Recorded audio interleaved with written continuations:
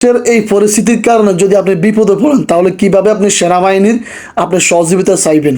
আপনাকে কিছু নাম্বার দিয়ে দিচ্ছি, সেই নাম্বারগুলো স্ক্রিন থেকে নিয়ে আপনি কোথাও একটা লিখে রাখেন। যদি আপনার বিবেক যে কোনো জেলা থাকে সব জেলার নাম্বার এখান থেকে আমি দিয়ে দিব, সেনাবাহিনীর নাম্বার।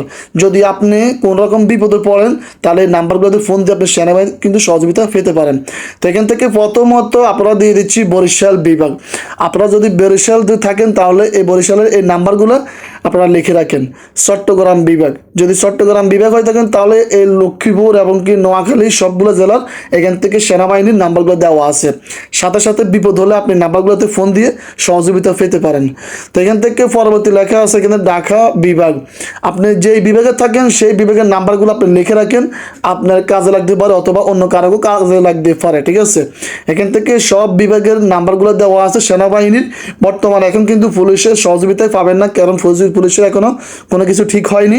যদি আপনি সেনাবাহিনী হেল্প পেতে চান তাহলে অবশ্যই আপনি নাম্বারগুলো কানেক্ট করে লিখে রাখুন। আর অবশ্যই ভিডিওটা অন্যদেরকে দেখার সুযোগ করে দিন, কারণ অনেকে কিন্তু বিপদে পড়তেছে ডাকাতি এবং কি অনেক অত্যাচার হইতেছে সব জায়গাতে, কারণ পুলিশের না থাকার কারণে, ঠিক আছে। তাই অবশ্যই আপনাকে যদি হেল্প যদি নিতে হয়, যদি বিপদে পড়েন তাহলে অবশ্যই এই সেনাবাহিনীর নাম্বারগুলো কানেক্ট করে রেখে দিন, তাহলে আপনার কাজে আসতে পারে, ঠিক আছে।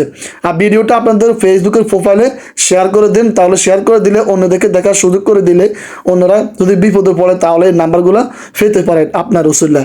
তো অবশ্যই ভিডিওটা অন্যদেরকে দেখার সুযোগ করে দেন। তো এখান থেকে দেখতে পাচ্ছেন সিলেট বিভাগ লাস্টে লেখা আছে, সিলেট, হবিগঞ্জ, সুনামগঞ্জ। এখান থেকে আপনার সব নাম্বারগুলো দেওয়া আছে, এখানে সব নাম্বারগুলো আপনারা অবশ্যই কানেক্ট করে লিখে দিবেন, আপনারা আপনাদের প্রোফাইলে শেয়ার করে দিবেন, ঠিক আছে। যদি আপনার এলাকায় যদি কোনো বিপদ হয়, কোনো সমস্যা হয় ডাকাতি হয়, তাহলে অবশ্যই আপনি সেনাবাহিনীর এই নাম্বারগুলোতে ফোন দিলে সাথে সাথে কিন্তু সেনাবাহিনী চলে আসবে।